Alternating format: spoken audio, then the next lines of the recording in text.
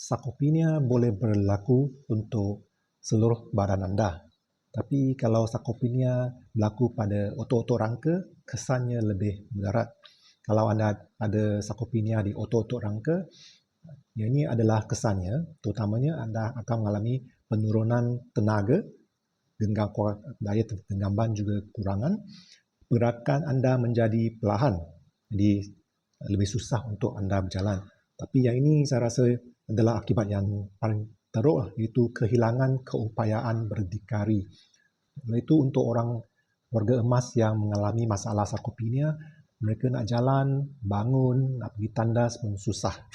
Jadi itulah kesan yang sangat teruk untuk sarkopenia di bahagian otot-otot rangka, seperti otot di bahagian kaki, bahagian perut, bahagian tangan. Anda kena jagalah, berhati-hati dengan isu sarkopenia.